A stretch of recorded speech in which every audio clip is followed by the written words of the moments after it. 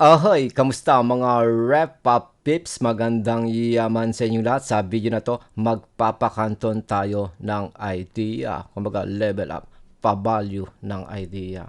So may kita ngayon natin dito, isa sa mga learning materials na included sa aking online masterclass. Para malaman mo ang aking online masterclass, punta mo ko dito sa aking official Facebook page, Alex Once Business Management Consultancy, at bahala sa buhay mong hagilapin ang aking masterclass dyan. So, nakikita mo dito ay included na material sa aking Alex Once online masterclass na kung saan very specific na topic, lesson, subject ay pindot dito, pindot na lang dyan ang gagawin mo at makakapunta ka na agad sa nais mo sanang matutunan at mamaster. Kagaya na itong Alex Once Top 10 Mandatory Golden Protocols na syempre marami ng estudyante ko napakinabangan yan. Okay, higit pa sa whatever set of tuition fee ang kanilang kinita nang dahil lang sa top 10 na Golden Protocol na yan. Kung mapapansin natin, meron daw ditong candlestick, stochastic, MACD. Kaya may ganyang klaseng indicator lang dyan. Yun ay dahil sa tinuturo ko yung mas simplified way, yung wala nang kung anong klaseng basurang lalabas dito sa chart mo. Okay, tinuturo ko mismo yung simplified way para madali yung workflow, di madali ang pagpasok ng pera bilang day trader o scalper sa stocks, forex, crypto, di lalo na hinahanap sa akin ng mga tao, panay forex and crypto, di ba? So ngayon, may kita nga natin, may very specific na lesson dito tungkol sa MA20, technicalities, reversal, and bounce back na event and scenario, all the way sa trade range sideways, which is consolidation. At syempre, yung napaka-importante, yung tungkol sa 52 weeks. So sinasabi dyan, stochastic, RSI, MACD, moving averages, paano yung tamang pag-iintindi, unawa ng iyong portfolio, paano yung technicality sa capital and withdrawal mo, tapos yung tungkol sa leverage, anong klaseng leverage rates ba ang dapat mong isipin, yung mga assumption and expectation, mga risk and reward ratio set mo ay sinasabi mismo sa mga material ko dito. Ilan lang ito sa mga material ko. Ngayon, meron din dito pinapaliwanag na maigi sa'yo, pinapatanto sa'yo. Ano nga ba ibig sabihin ng margin call? Ano ba dapat mong iisipin doon? Ba't mo kinakailangang alamin pa yan? Margin call and liquidation. At may makikita tayo dito as sa ASSPCA. Kumbaga, Alex Once Systematic Strategic Peso Cost Averaging pag Philippine stock market, pero pag sa US stock market or sa crypto or forex, dollar averaging. Paano nga ba ginagawa, which is rapid short-term investing, stocks, forex, crypto. Ngayon, makikita ngayon natin dito, ito yung pinost ko dito kung tutusin. Nakapost yan dito, ayan, di ba? Para magkaroon lang ng idea mga tao. Ngayon, ang sinasabi dito, historical data technicalities, MA20 technicalities, use and purpose benefits. So usually kapag nag-a-analyze ka o nag-a-analyze yung majority ng tao, kung anong klaseng ginagamit nyo pa na indicator dito, may CCI ka, may ATR ka, may VWAP ka, may boiler bonds ka, at kung anong klaseng pinagagawa mo dyan. Usually, pwede naman maging simplified ang lahat para walang nakakagulo sa iyong thoughts and vision and yung eyesight mo hindi na magiging ganun kadumi o kagulo kung gagawin mong simplify na lahat. Kagaya na nakikita mo rito, MACD lang, moving average lang na indicator at regular candlestick. Pwede rin yung idea nga na yung standard thinking, stochastic, RSI, MACD, tapos moving average. Yung moving average, pwedeng isa, pwedeng dalawa, tatlo, apat, lima. You see the way, discard nyo. Pero usually, isa hanggang dalawa lang o hanggang tatlo, okay na yun. Kasi kung halimbawa maglilima ka, MA5, MA10, MA20, MA100, MA200. Meron ibang tao, MA50, MA150, MA200. Pero geto lang kasi ang idea nun Bilang active day trader ka, ang common mo dapat na pinagbabasihan ay MA20. So ibig sabihin dito sa may chart mo, maglalagay ka lang ng MA20, di ba? Ito MA20 yan. Kita natin MA20, di ba? So yun, MA20 na standard na batayan mo bilang active day trader o scalper ka man. Ngayon, syempre, since inang batayan mo, kinakailangan matanto mo, ano nga bang meron doon sa loob ng MA20.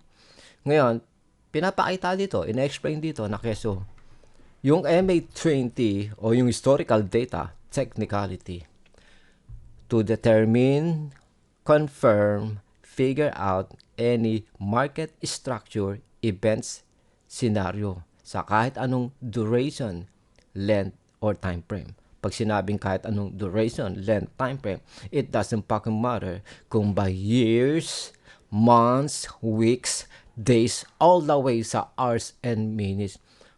Napaka-importante na matutunan mo yung historical data technicality. Kulelat na yung idea ng MA20 na formulation. Bakit kinakailangan mong maintindihan yun? Kasi nga, eto, just to name a few. To learn your edge and odds. What is the odd na mananalo o matatalo ko? Kung ano bang sumampa ako dito bilang buy low, sumampa ako dyan o tumira ako bilang sell short. Way in advance, bago ka tumira sa araw-araw, kung natutunan mo yung tungkol sa historical data, technicality, lalo na basic o yung dapat kulelat na alam mo, yung MA20 technicality o MA20 na formulation, damo na naintindihan mo yan, alam mo na way in advance. Ano ang edge mo, nasan ang edge mo, and what is the odd na mananalo matatalo ka sa tuwing mangangas ka na mag-day trade o lalo na mag-scalp. Sa pamagitan ng getong klaseng historical data technicality, malalaman mo yung true trend, direction, momentum, flow, price action, o price reaction, whatever.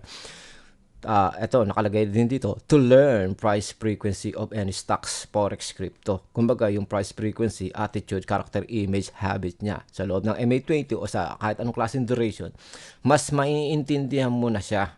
Mas matatimingan mo na siya. Kailan ka sasabit? Kailan ka bibitaw?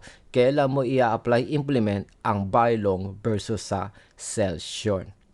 Ngayon, to learn right measurement, threshold, assumption, and expectation calculation. Mga ganong klaseng matututunan mo along the way automatically kapag meron kang formal literal education tungkol sa getong klaseng technical analysis, historical data, technicalities o MA20 formulation, di ba? So ngayon, to learn early detection, prediction, projection, forecasting, kulelat na yung backtesting. Kung bakit napaka-importante na matutunan mo ang historical data technicality. Akala mo ang technical analysis, everything about the fucking chart? No. Kung tutusin, ang technical analysis is everything about fucking numbers. Gets nyo? It's everything about fucking numbers. Katulad na lang nito, makikita natin dito. Ito yung Alex Honce Pro dashboard ko. May kung ano-anong klaseng laman ito. So, nandito yung candlestick. Andito yung candlestick para malaman ko nasa yung pinaka-highest and lowest value amount na tinamaan. Tapos may moving average o may VWAP dyan. At ito naman yung OHLC nandito sa gitna na kung saan pwede kong malaman kung ano nagiging flow o direction, momentum ng open, high, low, close. Tapos kung ano nga ba usually yung differences ng high, low versus moving average per fucking day na tumatakbong market. Bukod sa idea, ay kaya kong makita dito kung paano siya nagpa-fluctuate, which is yung everything about range, di ba? Range. Ngayon, kumbaga, may pang-comparison dito, high and low comparison, high-low versus average na comparison. May kita natin dito yung comparison ng high and low and everything. May kita natin sa bandang baba yung di ba? Ngayon, makikita ko rin dito yung appreciation percentage na usually maraming hindi masyado nakakaintindi niya at hindi rin gumagamit. Ito yung appreciation percentage and depreciation percentage. At syempre, meron tayo ditong VWAP, volume weighted average price, parang gano'n, di ba? Halimbawa, ang stock market ay lalagay mo dito, meron tayong sinyalis ng VWAP. So, negas yung idea, napakagandang bagay sa pamagitan nitong Alex Honce Pro dashboard ko na nagkataon, included pa sa aking online masterclass exclusive material.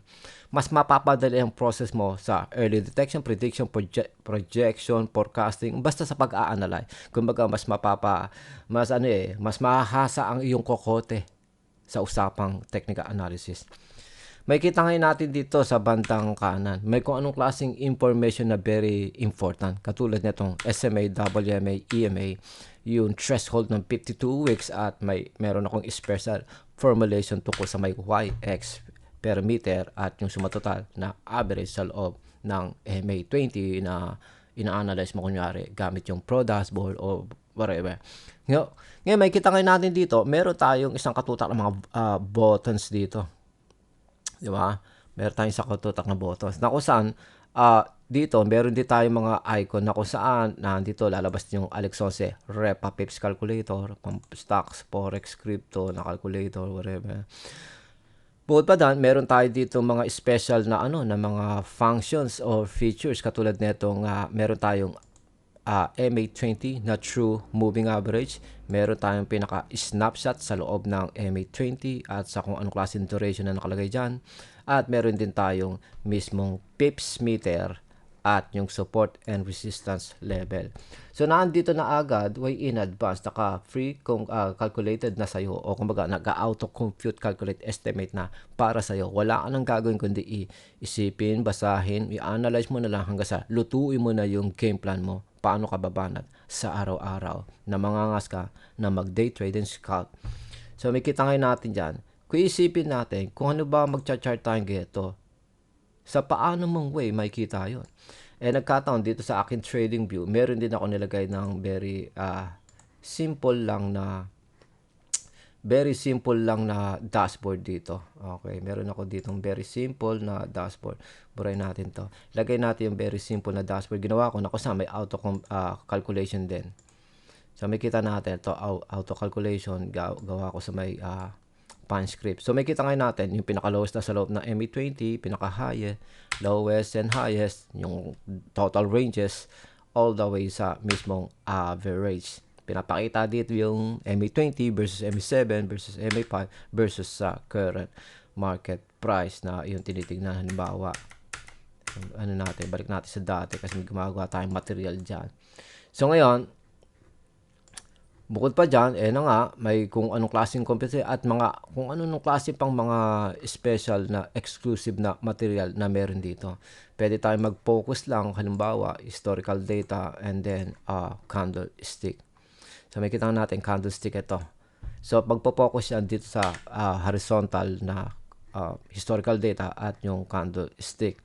At syempre, pwede rin tayo mag-focus sa may range, which is napaka-importante na marunong kang bumasa ng range. Ano nga ba use and purpose benefits niya? So, na-guess nyo, ilan lang ito sa mga dapat nyo isipin, which is connected everything about 52 weeks. 52 weeks. Tapos yung MA20, primary MA20 na formulation. Pinadali yung process sa'yo para mag-analyze. So, ngayon, isa sa mga matututunan mo kapag, pag meron kang formal training sa ganitong klaseng usapin, malalaman mo yung early detection, prediction, projection, forecasting, kulelat na yung backtesting ko, no?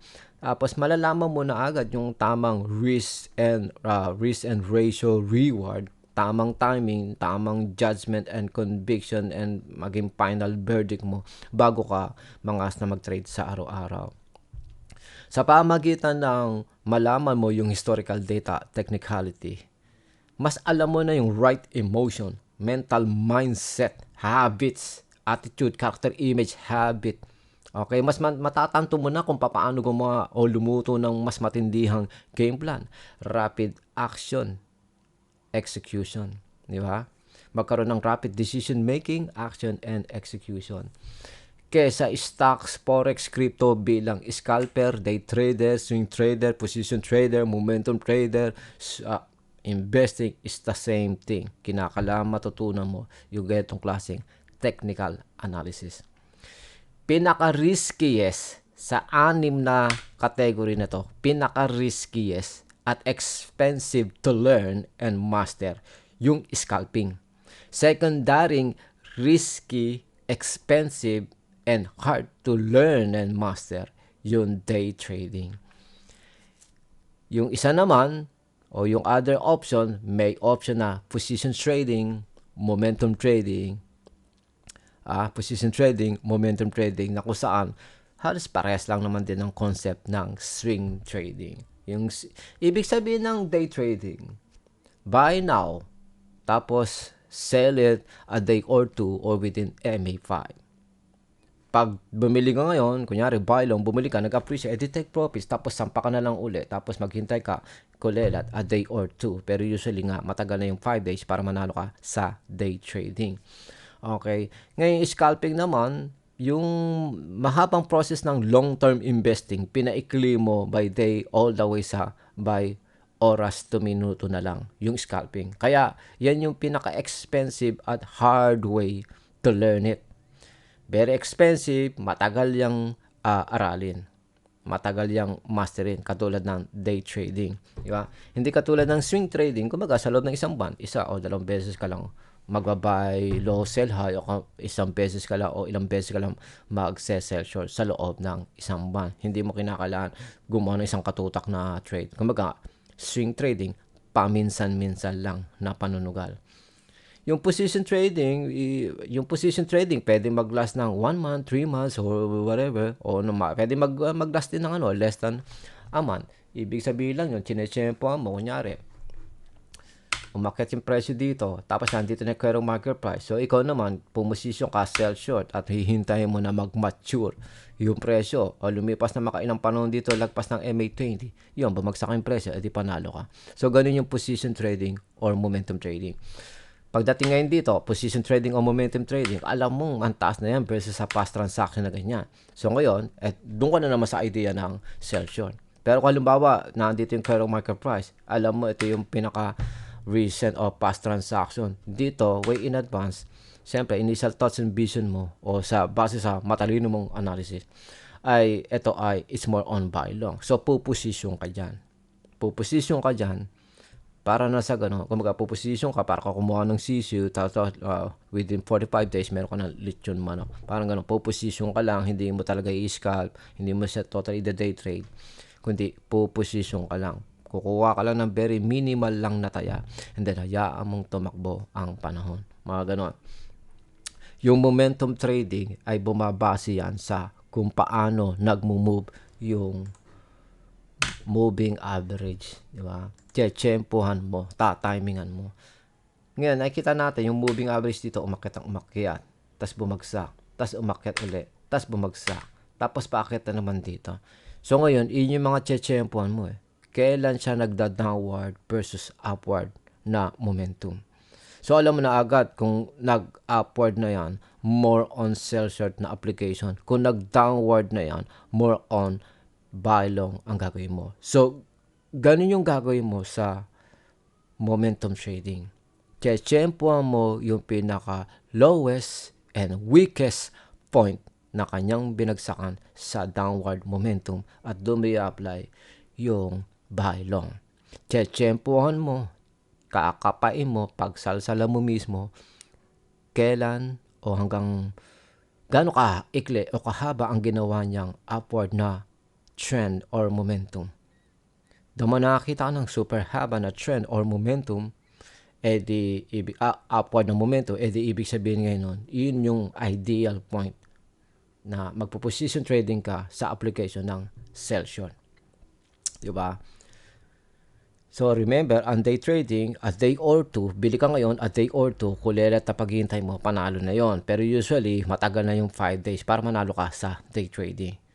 Dapat from the very start, gagalingan mo yung technical analysis mo para nga sure bet, a day or two, matagal na yung 5 days, panalo ka sa day trading. Kagaya ng mga ilang demonstration ko na mapapaload mo sa YouTube o dito sa Facebook.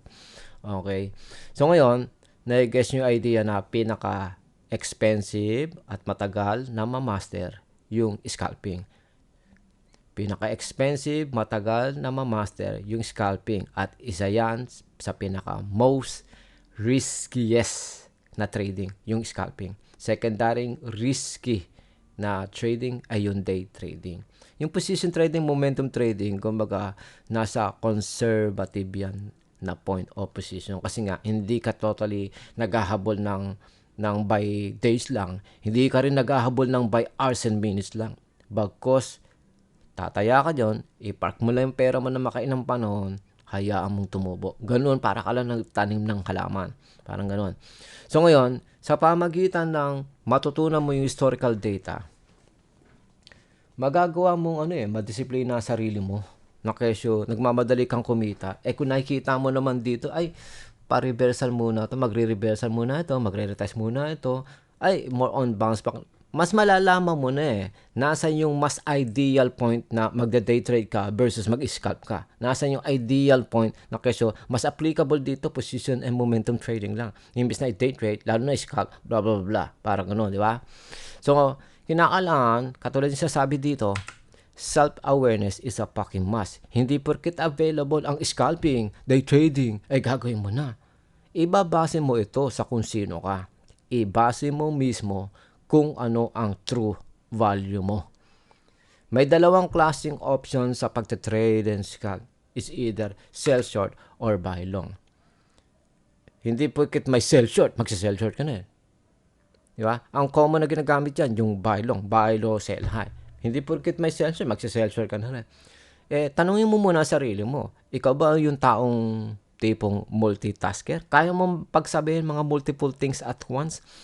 Ngayon, kung di mo pala kaya mga gano'n, ibig sabihin, sumatotal, single tasker ka lang na tao. So, wag kang magsasabay-sabay ng kung ano klaseng bagay na hindi mo naman talaga naiintindihan. As much as possible, mag-focus ka lang sa isang bagay. Di ba? Learn your fucking self kung sino ka. Multitasker ka nga ba o hindi? Kailangan mong mamili ng isa lang sa dalawang application na yan. Mag-focus ka. Pag nag-focus ka dyan, eventually, mamamaster mo na yung idea na. Ngayon, pag na-master mo na yung idea ng isang application, saka ka ngayon mag-jump in sa pangalawang idea na sell short, kunyari. May ibang tao, mas prepare nila sell short. May ibang tao, mas prepare nila yung buy long. Katulad ako si Mr. Bibili sa law o malapit sa law, lalo na sa pulang numero. Dekada ko na pinagsasabi, laging dyan ako, kahit kaya ko naman mag-sell short. Di ba? So ngayon, kung kinababaliw mo yung mga ganyang klaseng usapin, katulad ng 1 to 9 and everything na yan, nararapat nga talagang mag-avail ka ng formal education. Yung paid education na, hindi yung self-study lang sariling sikap, search every fucking word online, hindi ka sa ganun matututo. Matututo ka kung tutusin sa ganito Kung mukha ka lang din palang pera, aminado ka palang mukhang pera, di gawin mo, sumugal ka mismo, idarang mo sa apoy yung sarili mo hanggang all the way na maging manhid ka na. Di ba? Ayaw mong gumastos for your own education. Hindi mo ba nare-realize marami ng taong gumawa nun? Trying to get high value knowledge sa mura all the way sa for free. Common sense, di ba? Maliit lang na kokote ginagamit. Alam mong isa such a high value education yung nais mo, tas kukunin mo ng mura, lalo na free, from the very fucking start ng buhay ng tao, walang for free. Tapos, high value knowledge, kukunin mo for free, sa pamagitan nakaka-search lang every fucking word online. May mga tao natututo sa pagbabasa ng libro. May natututo sa mga tutorial video, at may natututo dahil sa kamay ng guro, di ba? May mga tao kaya nilang mag-aral sa kamay lang ng guro, walang kwenta sa kanila pagbabasa ng kung anong klaseng material. Segregation, kaya doon babagsak pa rin yung self-awareness. Saan ka ba doon? Mas natututo ka ba yung may material o may material na babasahin katulad ng book? Saan ka ba pwedeng matuto? Yung pagbabasa ng libro, palolod ng mga tutorial, advanced in-depth na tutorial video, or yung may actual kang mentor o advisor na magtuturo sa'yo. Di ba? So, self-awareness is a fucking must. Lalo na ako, mahaba yung experience ko, hindi lang sa pagiging day trader ko, no? Kundi, mahaba ang experience ko, pagiging guro. Alam ko na agad kung ano yung nagiging shape o pagkakadesign ng kokote ng majority ng tao. Na kung saan paulit-ulit yung nakikita, iisa lang, never ending. Usually, mga nagmamadali agad silang kumita, pangmayamang kitaan ng gusto nila habang ang kokote nila ay pang-pobre. Gusto nila sana magkaroon ng ganito, magkaroon ng ganyan. Isa talaga na sa isip nila yung day trader, ito na magiging buhay ko, blah blah blah, scalper. Pero the way na mag-aral sila, non-consistent. Most of the time, mga tao, disoriented.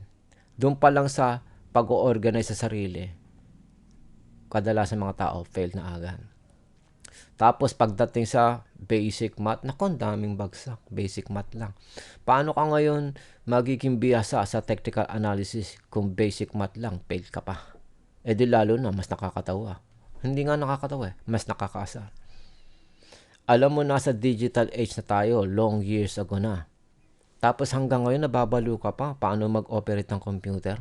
Di ba? Parang tanga, no? Pupunta ka sa kung anong klaseng masterclass, katulad ng Alex Honsi masterclass, tapos di ka marunong mag-computer. Eh puta, kahit bata ngayon, marunong mag-computer eh. Ano ba naman? Negas yung idea. So, ilan yan sa mga kinakailangan yung maintindihan. Naku sa, ito, historical data, technicalities. Para mas alam mo any point sa loob ng MA20 or any length duration. Kailan applicable yung scalping, day trading, swing trading position, and momentum trading. Self-awareness is a fucking must. Wag na wag kang mangangaas ng mga bagay-bagay na hindi mo pa naman true value. Study hard as much as possible. Dapat tunay kang dead serious na mag-aral. Nang sa ganon, kung sino man baka ng inang maging guru mo, ay very well worth it ang kanyang katatalsik ng laukay na paninermon sa'yo. Okay? Magkaroon ng sapat na sense of direction and focus, momentum, para na sa ganon, ikaw na estudyante, pati guro, hindi nasasayang yung oras. Para nang sa ganun nga din, kung sino man ponsipulatong puntahan ng guru o kung man guru pupunta mo, hindi para payamanin mo lang sila ng tuition fee nang dahil sa pagiging boblocks mo. Boblocks ka na nga, tatanga-tanga pa, bobo ka na nga, tamad ka pa. Eh di pa yayamanin mo lang yung mga gurong gaya ko. Neges yung ibig sabihin, parang awa sa sarili, mag-value ng time. So ngayon, isa yon sa initial na pakanton ko. At dito tayo sa primary nating pakanton. Gagamitin natin itong Alex Honsi threshold na learning app na included mismo sa aking online masterclass. Yan ang makikita natin, whatever shit, mga ano dyan.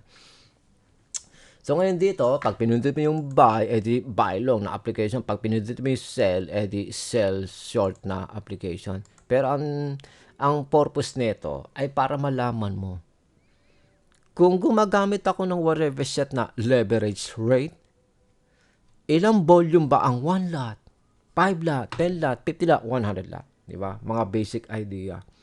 Tapos, kung maglalagay ako ng whatever shit na capital dito, mga ilang lots ay kaya mabibili ng $500 ko, ng 1,000 ko, ng $100 ko, blah, blah, blah, blah, blah.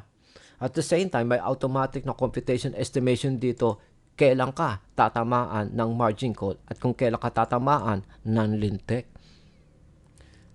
Di ba? So ngayon, pinapakita dito yung tungkol sa may margin call, liquidation, at kung ilan lang ang maa-afford ng whatever shit na capital mo, sinasabi na agad dito yung saktong lot size. Mula sa ikaw 1% up to 100% na kabang capital mo, sinasabi na agad dito automatically kung hanggang ilang lot size lang ang pwedeng ma-afford ng whatever shit na capital mo. Habang meron tayong risk and reward ratio dito. Na kung saan, kung ano yung i-enter mong value dito, siya yung aasamin mong pagkakakitaan, considered scheduled profits, at considered scheduled na masusunog mong pera. Okay, sinasabi na agad dito sa bandang kaliwa, 25% success rate, 50% sa gitna, 75% sa kanan, at syempre, yung sa pinakapataas, kung magkano nilagay mo dito, yun ang 100% na success rate. Kung mag-against o papabor sa yung market, kung magkano yung value na yun, yun ang pwede mo magiging temporary loss o magiging temporary gain o is considered scheduled loss and profits. So ngayon, dito, meron tayong makikita mga button dito na kung saan. Itong mga button na ito ay mga free-defined lot size, number of lot size. So isa sa mga matututunan dito, literal kung tinuturo, paano ba iisipin yung... Kasi ito, sumatotal, portfolio ito eh. Ito, nakikita natin balance, leverage, equity, margin, pre-margin, margin level. Parte ng portfolio mo ito, di ba? So, paano mo nga ba iintindi yung margin level, pre-margin, margin, equity, leverage? Since nagpapakanton lang din tayo dito, gagalingan natin yung pakanton. Para nasa ganun, well worth it yung kada ilang minuto mong pinalolod yung video na ito. Okay? Balance, syempre, cash deposit mo. Diba? Ano ba naman? I-explain ko ba yan? Ngayon, yung leverage, ang ibig sabihin yun, utang. Utang yan. Kumbaga, dapat yung capital mong $100, limited lang na lot size ang mabibili niyan. Sa pamagitan ng pag gumamit ka pala ng leverage, yung hindi mo afford, ma-afford mo na. Nandahil sa leverage, pinapautang ka. Pinapautang ka ng pera para makabili ka ng more lot size. Ibig sabihin ng leverage, credit or loan function sa Tagalog, utang. Ang ibig sabihin ng leverage. So, sabihin natin, 500 leverage ang gamit mo. Yan, $500. $100 ang capital mo, 500 leverage ang gamit mo. So, ngayon, equity. Ang ibig sabihin lang naman ng equity, kabuang portfolio mo. Diyan nakalagay yung saktong value amount. Ano naman ibig sabihin na itong margin? Ang ibig sabihin ng margin na yan, whatever set na position o taya mo, yung sumatotal na halaga nun, diyan lalabas sa may margin. Yung free margin naman, ano ibig sabihin ng free margin? Ang ibig sabihin ng free margin, whatever set na tinaya mo, isasubtract doon kung magkano yon, tapos ang magiging sagot, yung free margin. Halimbawa, ito. Binili natin sa 1.3010. Pag kinalculate natin yan, lalabas, pre-margin daw ay 100. Wala pa kasi tayo nilalagay na lot size, kaya 100 yan. Pero subukan natin, maglagay tayo ng lot size na 10 lot. Yan. So, may kita ngayon natin, ang pre-margin natin, $73.98. Yung binili mong 1.3010 sa 10 lot. Yung 10 lot na yan is worth $26 out of $100 na kapital mo. $100 minus margin equivalent into pre-margin. Ano ibig sabihin ng pre-margin uli? Ang ibig sabihin ng free margin, natitirang pera mo, buying power mo, security fund mo, buffer fund mo, gets mo? Yun ang ibig sabihin ng pre-margin. Paano computation uli?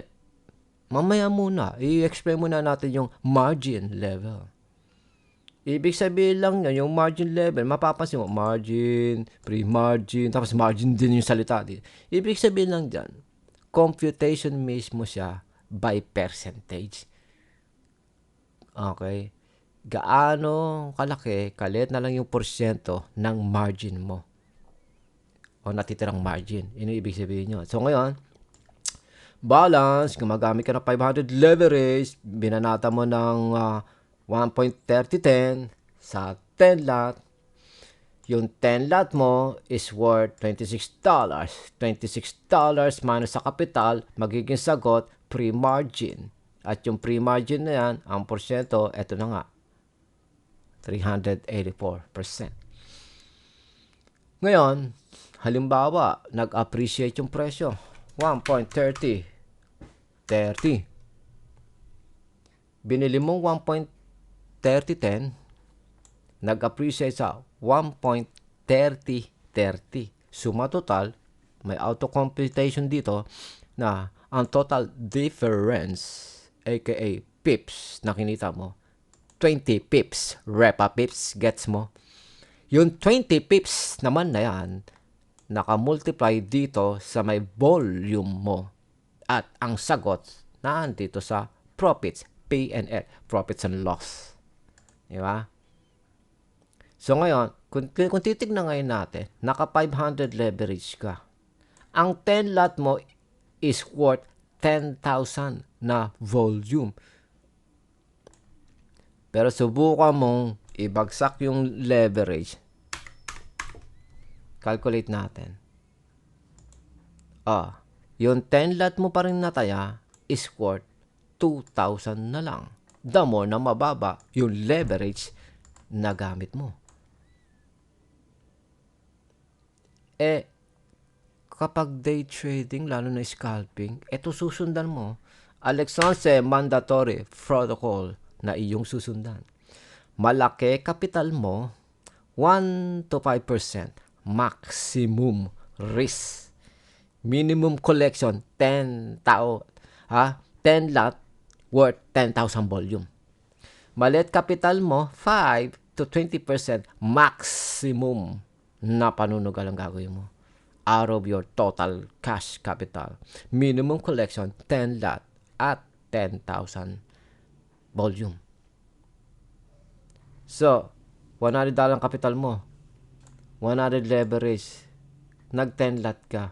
Kung titignan mo ngayon, yung 10 lot mo is worth $130. Ang layo nun sa kapital mo. Hindi mo afford ang 10 lot. Hindi afford ng ano mo. Magkano lang ma-afford ng $100 mo na naka 100 leverage? Bagsak natin ito ng 2 lot. Sa 2 lot, $26. Sa 5 lot. Sa 5 lot, $65. 65% ang kabang kapital mo. 8 lot. Sa 8 lot, hindi pwede kasi 100 lang kapital mo 100 por na yan So, ibig sabihin, around 5, 6, 7 lang na lot ang pwedeng mo ma-afford. Yan, katulad niya, mga 7.5 siguro. Na-guess nyo? 7.5. Pero hindi naman para bumili ka ng 7.5. Dapat i-plot mo na. 7 lot lang ang mabibili ng $100 mo sa leverage na 100. Maximum hanggang 7 lot ka lang. Kung tutusin, ito nga nakalagay dito. 100% na pwedeng ma-afford ng capital mo $100 na naka 100 level ay nasa 7.69 lot. Pero subukan natin gawin natin 500 leverage. So, yung 7 lot natin ngayon is worth 1,400. Pero pag naka 500 leverage tayo sa 7 lot, tingnan mo ngayon, 7 lot is worth 7,000 kung naka 500 leverage siya. Ngayon, kung susundan natin yung minimum collection 10 lot, 10 lot mo, capital mo lang $26 out of your 100 na cash deposit. Maliit capital mo, 5 to 20% lamang ng kabang capital mo ang iyong ita-try na i-risk o isugal. $100 ng kapital, bababa ka dito sa ilalim, lahat sa stress hold. Hagilapin mo ngayon yung 5 to 20%. Ang 5% nasa tulat lang. Pag tulat lang, kahit mag-appreciate pa ng 20 pips, tulat lang hawak mo. Puta, $4 lang. Tangino ko. $10 nga per trade, pambobong kita. Tapos yan, $4. Ano yan? Kulangot na kita o mutang kita. Ayip yan. Tsaka isa pa, hindi mo nasusunod.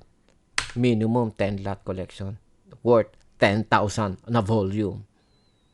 Tingnan natin yung 10%. Ang 10% is nasa 3.84. Sabihin na lang natin, round up, 4 lot. Manalo ka ng 20 pips, mga $8 lang yun. Nasa ballpark ng pambobong kita. Kaso mataas yun, kinakailangan ang galing ng technical analysis mo para tamaan mga talaga saktong 20 pips appreciation mula sa pagkakabili mo kunyaring 1.3010. Subukan natin 20%, 7.69. Sabihin na lang natin, yung 20% ay nasa 8 lot. So, kung titingnan ngayon natin, 8 lot, malapit-lapit na yun sa standard na dapat binibili mo 10 lot. So, tingnan mo, panalo ka ng 20 pips, di $16. Nasa ballpark yan ng pangtangang kita. Kasi ang pambobong kita, $10 pataas per trade. Yung pangtangang kita, $20 pataas per trade. Na-guess nyo? Kung halimbawa, malaki kapital mo, medyo malaki ng konti, $500. Bibili ka kunyari ng 10 lot. Ang 10 lot mo is worth $26 pa rin out of 500 na kapital. So, maliit lang na porsyento ng kapital mo ang tinaya mo. Worth 10 lot sa 500 leverage, 10,000 ang volume yun. Maliit kapital mo, 5 to 20% lang ang maximum risk. Sige, tingnan natin yung 5%. 5% is 9.61.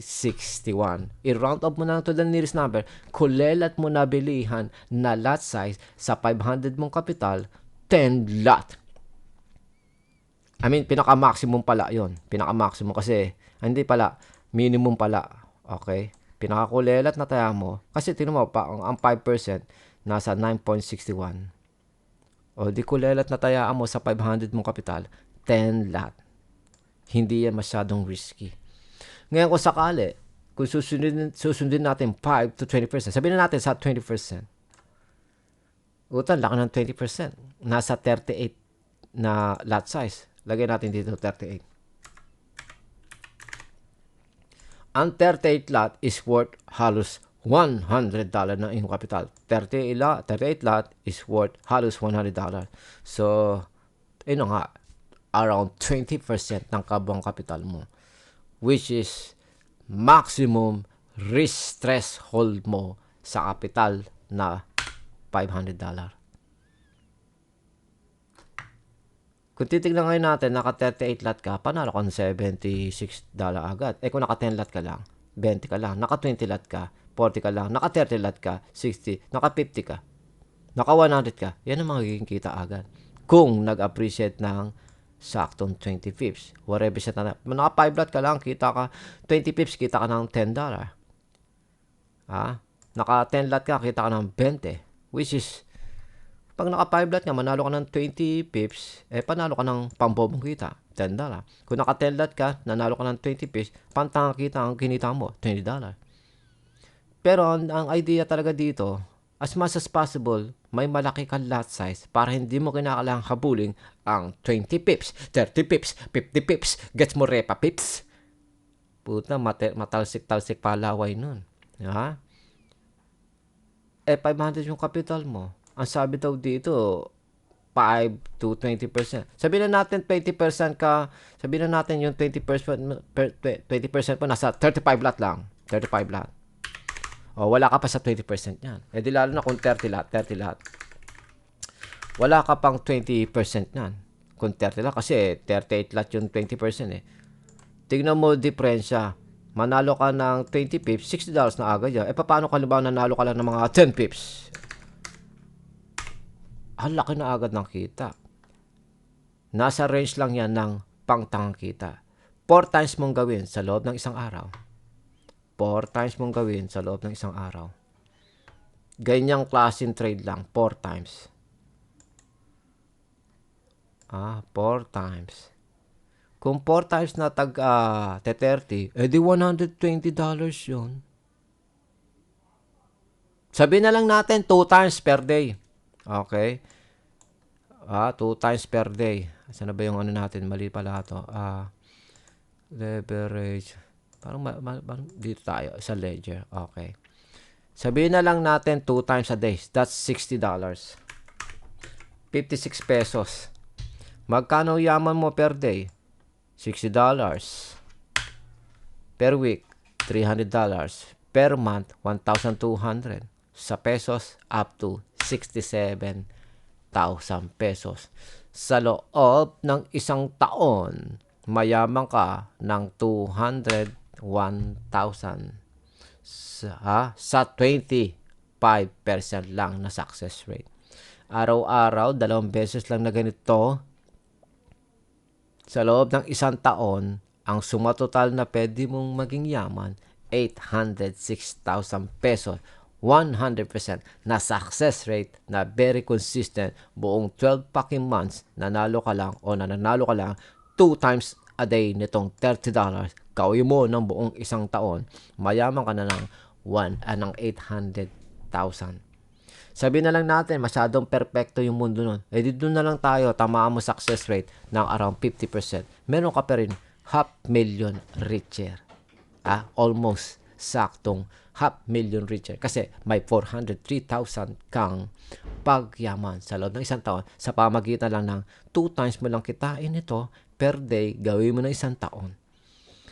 Tapos, yung 100% sa success rate mo noon, 800,000 mahigit yun. Pero sinabi na nga lang natin, 50% lang ang inabot mo. May 400,000 pa rin na pagyaman. O kaya, tanga mo na, bobo mo. Gawin natin brainless ka pa, hayop yan. Isa o 2 beses na lang nito sa loob ng isang araw. O 2 beses. Tapos, 25% lang na success inabot. O di may pagyaman ka pa rin na 200,000. Hindi mo pa kinakalaan, mancho pa ng boss. Gets, mag-value ng time.